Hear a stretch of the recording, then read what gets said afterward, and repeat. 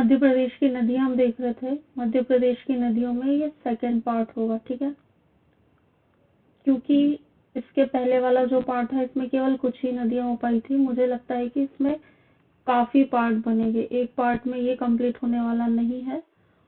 और जिस तरह से क्वालिटी चाहिए वीडियो के लिए, समझाना है, चीजें एक्सप्लेन करनी है, तो मुझे लगता है कि ठीक है 3-4 पार्ट भी बन गए तो कोई दिक्कत नहीं है, क्योंकि हमको पढ़ना है। जो मेन हमारा मोटो है कि पढ़ाई अच्छे से होनी चाहिए, जो चीजें पढ़ रहे हैं वो बेहतर तरीके से समझ आनी चाहिए, ठीक है। और वैसे भी आप लोगों की डिमांड रहती है कि क्लास जितनी छोटी होती है, 20 मिनट की, 25 मिनट की, 30 मिनट की, उतना अच्छे से आप रिवाइज भी कर पाते हो, चीजें बार बार रिपीट भी कर पाते हो और वीडियो भी देख पाते हो। बहुत जल्दी एक वीडियो देखकर फिनिश कर लेते हो। तो हम कुछ इसी तरीके से काम करेंगे। मध्य प्रदेश की जो नदियां हैं उसका पहला पार्ट आपको मिल गया है, ये आपका सेकेंड पार्ट होने वाला है। यहाँ से हम स्टार्ट करते हैं। देखिए, जो प्रमुख नदियों है उनके उद्गम स्थल के बारे में देखते हैं। और एक टेबुलर फॉर्म में बना के दिया इन्होंने, यदि कभी प्रश्न आता है तो बिल्कुल यहाँ पे देखिए, जो वनडे एग्जाम वाले बच्चे हैं और जो एमपीपीएससी वाले, एमपीपीएससी की कोई भी परीक्षा हो, बिल्कुल ये टेबल बहुत महत्वपूर्ण है। एक प्रश्न तो बन सकता है, 1 से 2 प्रश्न भी आ सकते हैं। और ये थोड़ा सा कंफ्यूजिंग है, अभी मैं बताऊंगी, क्योंकि जो चंबल नदी है, शिप्रा नदी है, ये दोनों महू से निकलेगी, लेकिन महू से निकलने के बावजूद इसकी जो पहाड़ियां है उसमें डिफरेंस आ जाएगा। नर्मदा नदी की बात करें तो अमरकंटक अनूपपुर से निकलती है, ठीक। जिला कौन सा है? अनूपपुर जिला है। पहाड़ी कौन सी है? अमरकंटक। उसके बाद चंबल की बात करें तो आपको पता है महू। महू कहाँ आता है? इंदौर। कभी आपसे जिला पूछे तो इंदौर। वहां पे किस पहाड़ी से निकलती? जाना पावा पहाड़ी से निकलती है, ठीक। चंबल से कैसे याद रखोगे? चप्पल याद रखना, ठीक है। याद करने के लिए बता रही हूँ, चप्पल। चप्पल क्या करते हो? पहनते हो। तो पावा मतलब आपको मिल गई, ठीक है। आप जान लो कि आपकी चप्पल कहाँ घूम रही थी, उसको आपको पाना है तो आपको मिल गई। तो चंबल, महू, जाना पावा, इंदौर। उसके बाद सोन। सोन भी जो है अमरकंटक अनूपपुर से निकलती है।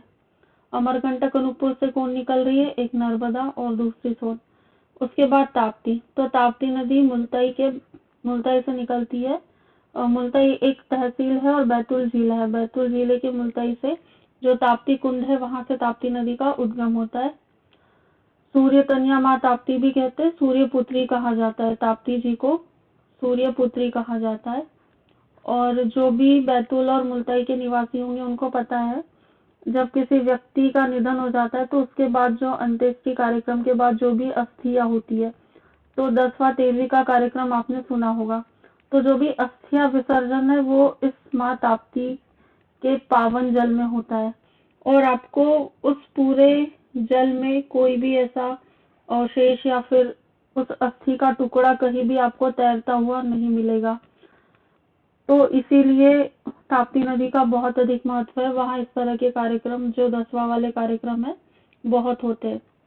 जो भी एरिया से होंगे उनको पता होगा। किताबों में तो हम ये पढ़ते हैं कि सूर्य पुत्री है, सूर्य कन्या माँ ताप्ती है, लेकिन ये फैक्ट भी है और ये बिल्कुल बहुत ही सही और सटीक जानकारी है, क्योंकि मैं खुद इसी एरिया से बिलोंग करती हूँ। उसके बाद बेतवा।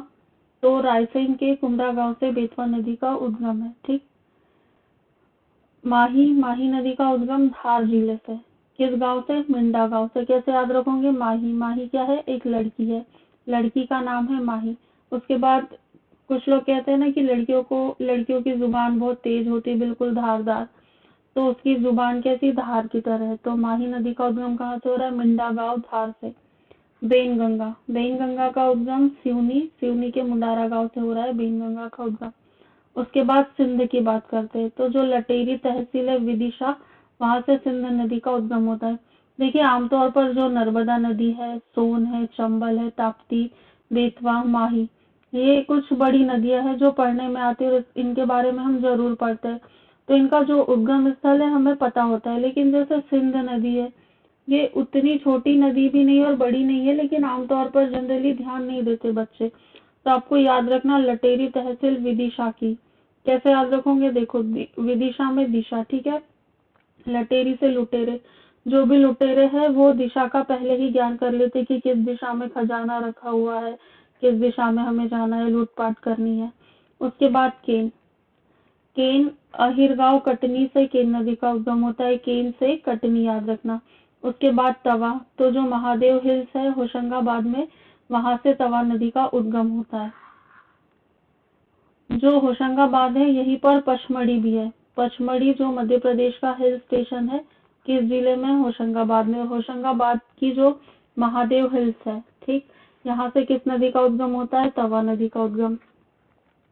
शिप्रा की बात करें तो इंदौर महू में काकरी बर्डी पहाड़ी है।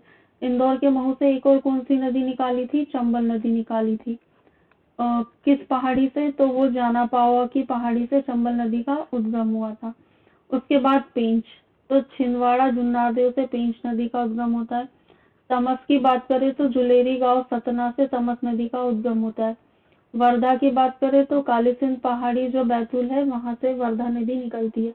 बैतूल से कितनी नदियां अभी तक हमने निकाल ली? तो बैतूल की बात करें तो हमने 2 नदियां निकाली। एक तो बैतूल के मुल्ताई से ताप्ती नदी है और दूसरा बैतूल की कालीभीत पहाड़ी से वर्धा नदी है। तो वर्धा ताप्ती दोनों बैतूल से निकलती है। उसमें भी जो ताप्ती है मुल्ताई जिले से निकलती है और उसके बाद जो वर्धा है कालीभीत से निकलती है। ठीक,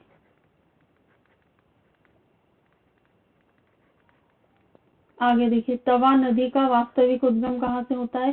शेर कठारी महादेव हिल्स छिंदवाड़ा से, लेकिन आयोग नहीं मानेगा, ये कुछ फर्क दिया है। तवा नदी का वास्तविक उद्गम की बात करेंगे तो जो शेर कठारी महादेव हिल्स है किस जिले में? छिंदवाड़ा जिले में, वहां से होता है। आपको देखिए तवा नदी का उद्गम महादेव हिल्स ही लगाना है और जिला होशंगाबाद। ये ऐसा इसीलिए क्योंकि इसके पहले जब भी आयोग ने ये प्रश्न पूछा होगा तो उसका उत्तर उन्होंने होशंगाबाद माना है। अब यदि आप दूसरी किताबों को देखकर छिंदवाड़ा जिला याद रख रहे हो, लेकिन चूंकि आयोग पहले ये प्रश्न तो पूछ चुका है तो वो होशंगाबाद ही मानेगा, और आप यदि दूसरी जगह से पढ़कर छिंदवाड़ा लगा रहे हो तो इसमें गलती आपकी मानी जाएगी, क्योंकि आयोग की नजरों में इस प्रश्न का उत्तर जो है होशंगाबाद है, तो होशंगाबाद ही रहेगा। यदि ऑप्शन में होशंगाबाद ना हो, अन्य 3 जिले हो और चौथा जिला छिंदवाड़ा हो, तब आप छिंदवाड़ा के साथ बिल्कुल जाइए, परंतु यदि होशंगाबाद है तो प्राथमिकता होशंगाबाद को देना है। ये चीज आपको याद रखना है। आयोग अपनी नजरों से क्वेश्चन सही मानता है और आपको अपनी नजरों से सही आंसर तक पहुंचना है। उसके बाद सिंध नदी की बात करते हैं, तो इसका उद्गम कहाँ से है? अभी हमने देखा जो लटेरी तहसील है सिरोंज, विदिशा जिला है, विदिशा जिले में सिरोंज है, उसके पास जो लटेरी तहसील है वहां से सिंध नदी का उद्गम होता है। ये कहाँ मिलती है? यमुना में मिलती है। उत्तर प्रदेश के किस जिले में? जालौन जिले में। लंबाई कितनी है? 470 किलोमीटर है।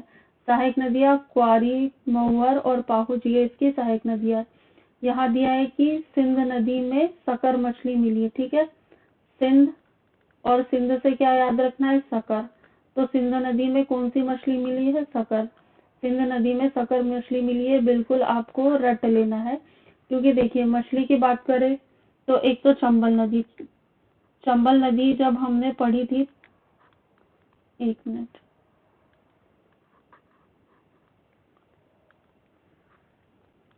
चंबल नदी के बारे में जब हम पढ़ रहे थे तब मैंने आपको बताया था, एक तो यहाँ कछुओं का संरक्षण होता है। ठीक है, पहली बात कछुओं का संरक्षण, दूसरी बात यहाँ पर डॉल्फिन का संरक्षण होता है, डॉल्फिन। तीसरी बात यहाँ किसका संरक्षण होता है? यहाँ पे जो घड़ियाल है उसका संरक्षण केंद्र भी है।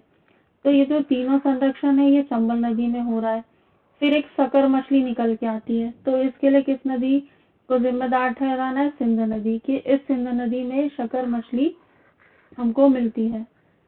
कभी भी कंफ्यूज नहीं होना है, क्योंकि आमतौर पर होता है कि नर्मदा नदी और चंबल नदी 2 प्रसिद्ध नदियां जिसमें ऐसे जीव जंतुओं को आश्रय मिला हुआ है प्राकृतिक तौर से।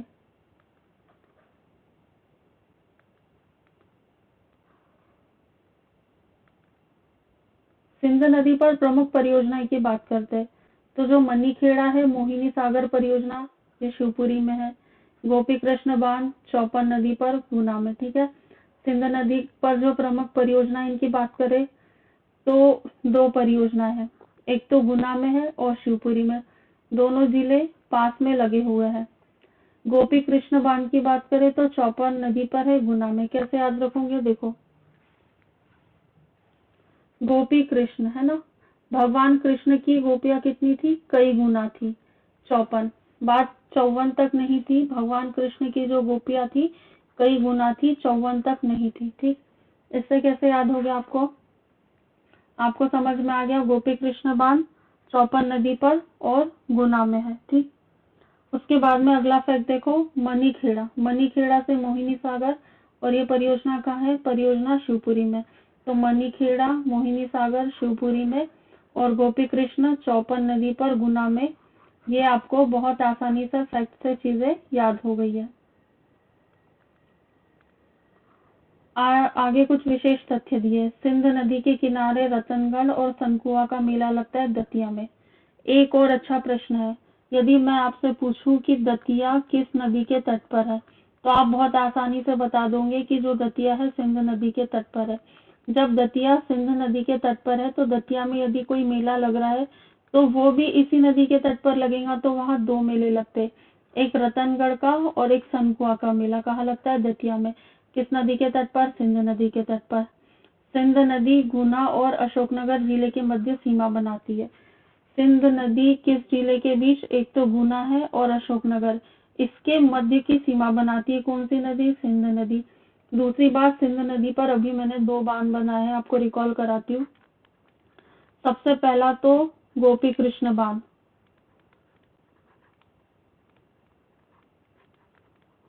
गोपी कृष्ण बांध से मैंने आपको क्या बोला था कि भगवान श्री कृष्ण की मात्र 54 गोपियां नहीं है, कई गुना गोपियां, 54 की कई गुना है। तो गुना जिले में 54 बांध, गुना जिले में गोपी कृष्ण बांध है, किस स्थान पर है? अच्छा, गुना जिले में 54 नदी पर गोपी कृष्ण बांध है, और ये सिंध की ही सहायक नदियां होनी चाहिए, क्योंकि सिंध नदी पर परियोजनाओं की बात कर रहे हैं। तो 54 नदी पर गुना में गोपी कृष्ण बांध है, और दूसरा मणिखेड़ा मोहिनी सागर जो शिवपुरी में। तो हमारी जो सिंध नदी थी वो कंप्लीट हो गई, सिंध नदी यहाँ पर पूरी कंप्लीट हो गई है। इसके बाद हम केन नदी की बात करेंगे। तो केन से मैंने आपको कटनी याद करने के बोला था, अभी जब नदियों का उद्गम देखा तब हमने यहाँ देखा। तो केन का उद्गम कैमूर पहाड़ी कटनी जिले से होता है। किस पहाड़ी से? कैमूर पहाड़ी से। किस जिले से? कटनी जिले से। यह उत्तर प्रदेश के बांदा जिले में यमुना से मिलती है। जो केन नदी है इसका मुहाना कहाँ है? उत्तर प्रदेश में है। किस जिले में? बांदा जिले में। कहाँ पर मिलती है? यमुना से मिलती है। लंबाई कितनी है? 427 किलोमीटर। मध्य प्रदेश में 292 किलोमीटर, मतलब 300 किलोमीटर में केवल 8 किलोमीटर कम है, इस तरह से भी याद रखना। 292 किलोमीटर लंबाई है। केन की सहायक नदियों की बात करें तो सोनार, गुदेन, श्यामरी, मीर हसन जिसको मीणासन भी कहते हैं, उर्मिल और चंद्रावल। ठीक है, जो उर्मिल परियोजना भी आपने सुनी होगी। तो ये उर्मिल किसकी सहायक नदी है? उर्मिल केन की सहायक नदी है। आगे केन नदी पर कुछ प्रमुख परियोजनाएं की बात की है। तो गंगेयू, रनगवा और उर्मिल परियोजना। उर्मिल परियोजना ये छतरपुर में है, रनगवा ये भी छतरपुर में है, और गंगेयू पन्ना छतरपुर 2 जिलों में। ठीक है, गंगेयू परियोजना पन्ना छतरपुर 2 जिलों में। कैसे याद रखोगे? देखो यहाँ ग से मिलके बना है, कितने ग है? कुल ग है, मतलब गंगेयू परियोजना 2 जिलों में आएगी। तो छतरपुर में तो आएगी, छतरपुर के समीप वाला जिला कौन सा है? पन्ना है। ठीक है, तो पन्ना छतरपुर दोनों में ये परियोजना 2 जिलों में अपनी क्षमता को साझा करती है। ठीक, केन नदी पर जलप्रपात की बात की है। तो जो गाथा और पांडव जलप्रपात है पन्ना जिले में है, और रने जलप्रपात छतरपुर में। देखिए, रने से स्नेह याद रख लो। ठीक है, ये रने है, रने को इस तरह लिख दो तो क्या हो जाएगा? स्नेह। स्नेह मतलब छतरपुर से छत याद रखो। ठीक है, आप छत पे कब जाते हो? जब आपको प्रकृति को निहारना हो। ठीक है, छत से जो प्रकृति का नजारा है वो बहुत ही सुंदर होता है। मान लीजिए बारिश हो रही है, हरी भरी घास है, बड़े बड़े पेड़ है, तो फिर ये देखने आप कहाँ जाओगे, छत पर जाओगे। और कुछ चीजों के लिए भी जा सकते हो, लेकिन आप तो यहाँ पॉजिटिव माइंडसेट रखिए। छतरपुर है तो छत पर जाओगे, स्नेह है, प्रकृति से स्नेह है आपको। तो रनेह जलप्रपात छतरपुर जिले में किस नदी पर है, केन में है, केन नदी पर है। उसके बाद में एक गाथा और पांडव जलप्रपात के बारे में भी हम यहाँ पर देख लेते हैं। जो गाथा और पांडव जलप्रपात ये किस जिले में, पन्ना जिले में। किस नदी पर है, केन नदी पर है। तो कैसे याद रखोगे, जो पांडव थी उन्होंने गाथा गाई थी, ठीक है। पांडव ने क्या की थी, गाथा गाई थी। किस नदी पर, केन नदी पर गाई थी। किस जिले में, पन्ना जिले में। इस तरह से आप इसको याद रख लेना। विशेष तथ्य के बारे में बताया तो केन नदी का पुराना नाम शक्तिमती और देहनावती है। देखो, चंबल नदी की बात करें तो उसका पुराना नाम आपको चरमावती मिल जाएगा, ठीक है। चंबल नदी का पुराना नाम चरमावती मिल जाएगा, लेकिन यहाँ केन नदी की बात करें तो इसका पुराना नाम शक्तिमती और देवनावती है। उसके बाद केन नदी पर केन घड़ियाल केंद्र है, पन्ना और छतरपुर की सीमा पर। पन्ना और छतरपुर की सीमा पर क्या है, केन नदी पर क्या है, घड़ियाल केंद्र है। अभी मैंने आपको क्या बताया, अभी मैंने आपको बताया पन्ना और छतरपुर, इसमें एक परियोजना बताई। उस परियोजना का नाम क्या है, उस परियोजना का नाम है गंगो परियोजना। किस नदी पर है, ये केन नदी पर है। फिर यहाँ पन्ना छतरपुर में एक बात और आ गई कि इसी केन नदी पर केन घड़ियाल केंद्र भी। यहाँ घड़ियाल है, घड़ियाल याद रखना, क्योंकि हमने क्या देखा था, सिंध नदी देखी थी। सिंध नदी में कौन सी मछली थी, सकर मछली थी। देखिए, रिपीटेशन इसलिए करा रही हूँ कि मैं चाहती हूँ सारी चीजें आपको इसी वीडियो में याद हो जाए। होमवर्क जैसे टेंशन ना रहे कि वीडियो देखा है फिर किताब खोलो, फिर और एक बार दो बार देखो। एटलीस्ट जिस दिन आपने वीडियो देखा है सारी चीजें आपको यही याद हो जाए, उसके बाद 2 से 3 दिन बाद या दूसरे दिन आप रिवीजन कर सकते हो, लेकिन इसमें चीजें आपको समझ में आ जाए। भारत की पहली नदी लिंक परियोजना कौन सी थी, केन बेतवा लिंक परियोजना। 2 नदियों का नाम आता है, एक केन का, दूसरा बेतवा का, इसकी लिंक परियोजना थी। किस वर्ष में, 2005 में। उसके बाद मध्य प्रदेश पर्यटन विभाग के द्वारा इसे मध्य प्रदेश की सबसे सुंदर नदी का दर्जा दिया गया है। अब देखिए, यहाँ से प्रश्न बनेगा, मध्य प्रदेश की सबसे सुंदर नदी का दर्जा किसे दिया गया। तो आपके दिमाग में यदि केन के बारे में ना पढ़ा हो तो आपको नर्मदा आएगा, ठीक है। उसके बाद चंबल भी आ सकता है, क्योंकि बीहड़ बनाते हुए बहुत ही विहंगम दृश्य बनाती है जो चंबल है। सोन नदी के बारे में आ सकता है, इसमें सोने के कण पाए जाते हैं। ताप्ती नदी के बारे में ख्याल आ सकता है, क्योंकि ये एस्चुरी भी बनाती है और भ्रंश घाटी में बहती। लेकिन सबसे सुंदर नदी का दर्जा केन को दिया है, किसने, मध्य प्रदेश पर्यटन विभाग ने। ये भी याद रखना, किसने दर्जा दिया है, तो मध्य प्रदेश पर्यटन विभाग ने सबसे सुंदर नदी का दर्जा दिया है। यहाँ इस नक्शे को थोड़ा सा समझिए, केन नदी के बारे में पूरी जानकारी दी है। केन नदी यहाँ से निकल रही है, कहाँ से, कटनी से। कटनी की किस तहसील से, रीठी तहसील से निकल रही है, अहीर गांव से। उसके बाद ये इस तरह यहाँ से बहते हुए यमुना नदी में जाके मिल रही है। किस राज्य में, उत्तर प्रदेश में। किस जिले में, बांदा जिले में। अब देखिए, यहाँ पर मैंने बोला था केन घड़ियाल केंद्र है, ये आपको अभी जस्ट थोड़ी देर पहले ही बताया था कि केन नदी पर घड़ियाल केंद्र है, जो कहाँ है, पन्ना और छतरपुर 2 जिलों में केन घड़ियाल केंद्र है। उसके बाद रने जलप्रपात है, इसको मैंने छतरपुर बताया था कि छत पर जाकर आप प्रकृति को स्नेह की दृष्टि से देख रहे। उसके बाद उर्मिल नदी यहाँ आकर मिल रही थी, उर्मिल नदी पर एक परियोजना थी जो छतरपुर में थी, और रहने जलप्रपात भी यही छतरपुर में। गंगेय बांध 2 जिलों से ये 2 जिलों में साझा करेगा, पन्ना और छतरपुर में। उसके बाद श्यामरी नदी सहायक नदी है, सोनार नदी, बुदेन नदी, मीर हसन नदी। पन्ना टाइगर रिजर्व से कौन सी नदी बहती है, यही केन नदी पन्ना टाइगर रिजर्व से होकर बहती है। और यहाँ चंद्रावल नदी आकर मिल रही है, और जब ये यमुना के मिलती है तो उसी के पास में एक घाट है, उसका नाम है चिल्ला घाट। कभी आपसे पूछ ले कि चिल्ला घाट किस नदी पर है, तो चिल्ला घाट केन नदी पर है, ठीक। केन नदी हमारी कंप्लीट हो गई। इसके बाद हम टोंस या तमसा नदी के बारे में देखेंगे। तो इसका उद्गम कहाँ से होता है, जुलेरी गांव सतना से होता है। मुहाना कहाँ है, जो प्रयागराज जिला है उत्तर प्रदेश, उसमें ये गंगा में मिल जाती है। तो जो गंगा में मिल जाती है प्रयागराज उत्तर प्रदेश में, और इसका जो उद्गम है जुलेरी गांव सतना से होता है। सहायक नदियां कौन सी? बीहड़, महाना और बेलन इसकी सहायक नदियां है। परियोजनाओं की बात करें तो टोंस परियोजना, ये रीवा जिले में स्थित है। इसको टोरी याद रखना, ठीक है, टोरी। टो से टोंस और री से रीवा।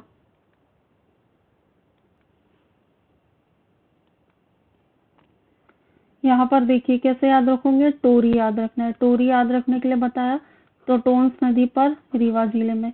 उसके बाद में दो जलप्रपात की बात की है, एक पियावन जलप्रपात और चचाई जलप्रपात। तो ये किस नदी पर है? बीहड़ नदी पर है। किस जिले में है? रीवा जिले में। केवटी जलप्रपात महाना नदी पर है, किस जिले में है? रीवा जिले में। बहुती जलप्रपात सेलर नदी पर है, किस जिले में? मऊगंज में।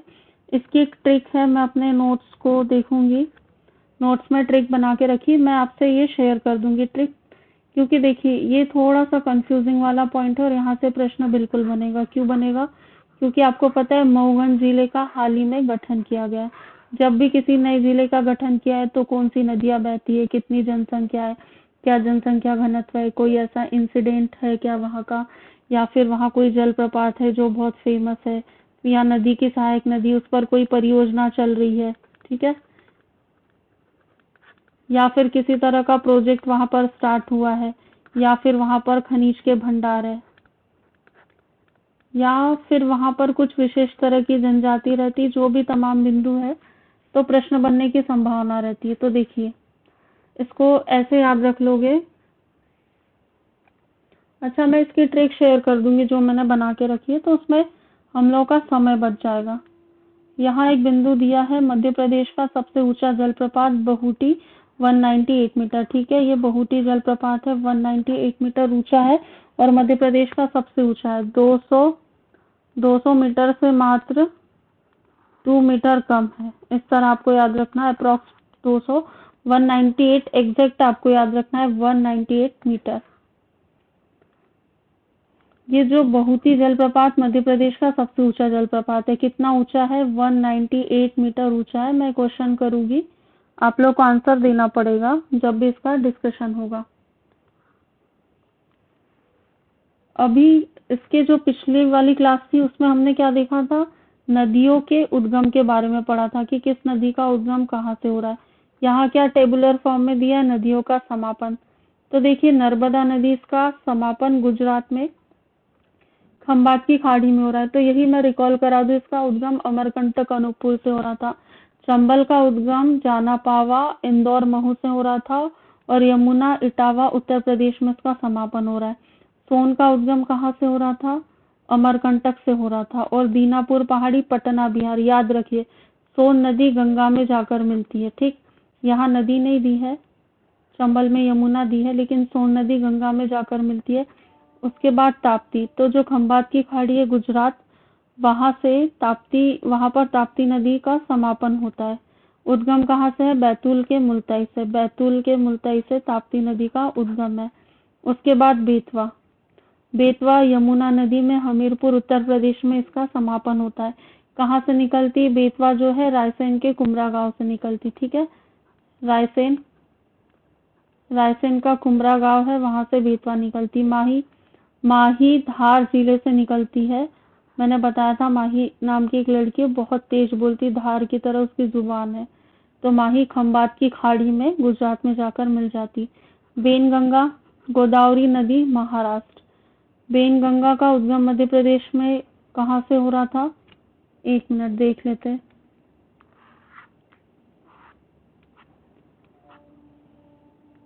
बेनगंगा का उद्गम मुंडारी गांव सिवनी से हो रहा था, ठीक है। बेन गंगा, बेन मतलब बहन याद रखना, ठीक है, और गुजराती भाषा में शायद बहन को बेन कहते हैं, बेन। तो बहन किसकी बहन? सिवनी की। सिवनी में आपका कोई फ्रेंड है, उसकी बहन या उसके सिस्टर, ठीक है। बेन गंगा कैसे याद रखोगे? उनका नाम क्या है? गंगा है। किसका है? उनकी बहन या सिस्टर का नाम गंगा है। जो सिवनी में रहते हैं उनके सिस्टर का नाम गंगा है, इस तरह आपको याद कर लेना है।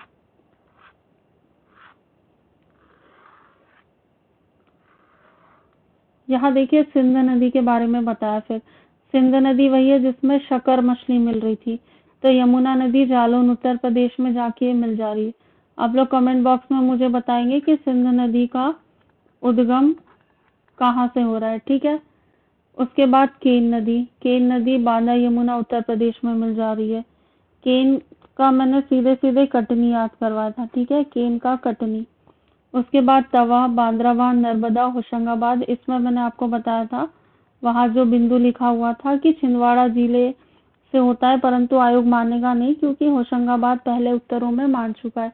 तमस या तमसा, ये गंगा नदी प्रयागराज में मिलती है और सतना से तमस या तमसा नदी का उद्गम होता है। यहाँ पे पूरा मैपिंग के थ्रू समझाया गया है, उसको देख लेते हैं हम।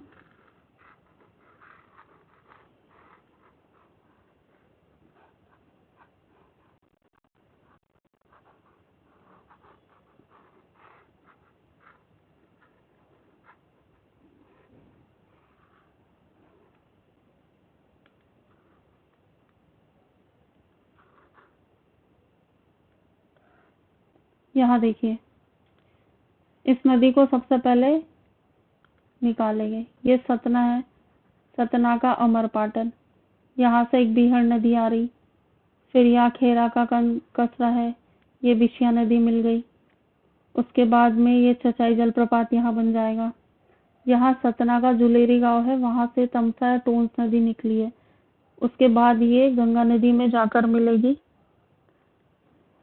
तो मध्य प्रदेश की दो ऐसी नदियां जो सीधे गंगा में जाके मिलती है, एक तो सोन है और दूसरा तमसा या टोंस है, ठीक है। दो नदियों के नाम याद रखना जो सीधे गंगा नदी में मिलती है। यहाँ महाना नदी, सेलर नदी, यहाँ बहुटी जलप्रपात मऊगंज में, बेलन नदी, सोनभद्र यूपी, पूर्वा जलप्रपात, ठीक है। ऊपर जो थ्योरी पढ़ी थी उसी को मैपिंग के थ्रू यहाँ पर समझाया। मध्य प्रदेश की नदियों के अन्य नाम क्या है? तो बेतवा नदी को क्या कहते हैं? वेत्रवती। चंबल को चरमावती, कामधेनु या नित्यवाही। नर्मदा को शिवपुत्री या रेवत, ठीक है। देखिए, शिव की पुत्री किसे कहते हैं? शिव की पुत्री नर्मदा को कहते हैं। और सूर्यपुत्री किसे कहेंगे? ताप्ती नदी को। यहाँ पे नाम नहीं लिखा हुआ है, आप लिख लीजिए। ताप्ती नदी को सूर्यपुत्री कहते हैं, सूर्यपुत्री माँ ताप्ती, ठीक। उसके बाद तमसा को टोंस या तमस कहते हैं। केन को कर्णवती या शुक्तिमती कहते हैं। शिप्रा को शिव की बहन कहते हैं। शिव की पुत्री किसे कहते हैं? नर्मदा को। शिप्रा को शिव की बहन। कैसे याद रखोगे? जो महाकालेश्वर ज्योतिर्लिंग है बाबा महाकाल का, ठीक है, वो कहाँ है? उज्जैन में। उज्जैन किस नदी के तट पर है? शिप्रा नदी के तट पर है। तो पहले शिप्रा जी में स्नान करो, उसके बाद बाबा महाकाल के दर्शन करने जाओ, इस तरह याद रखना। सोन को क्या कहते हैं? नद। सोन एक नद है ऐसा भी बोला जाता है, इसीलिए सोन को नद माना जाता है। और ये जो सोन नदी है, इसी नदी के जल में सोने के कण पाए जाते हैं। हमारे यहाँ मध्य प्रदेश के अमरकंटक से उद्गम होता है और गंगा में जाकर ये समाहित हो जाती है, जो सोन नदी है। मध्य प्रदेश की नदियों की लंबाई की बात करते हैं तो नर्मदा नदी सबसे लंबी है, 13-12 किलोमीटर। चंबल की बात करें तो 965 किलोमीटर। सोन 780, 100 से 7, 100 से सोन।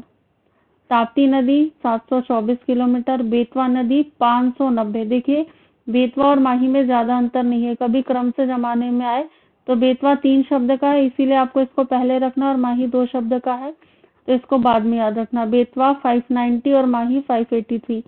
बेन गंगा 569, सिंध नदी 470 और केन नदी 427। उसके बाद में आगे देखिए, पूर्वी प्रवाहित नदियां, मतलब ऐसी नदियां जो पूर्व की ओर प्रवाहित हो रही, उनके बारे में देखते हैं। सोन नदी के बारे में यहाँ से थोड़ा हम आगे देखेंगे क्योंकि वीडियो फिर लंबा हो रहा है, आप लोगों को रिवीजन में दिक्कत होती है, ठीक है। Thank you so much.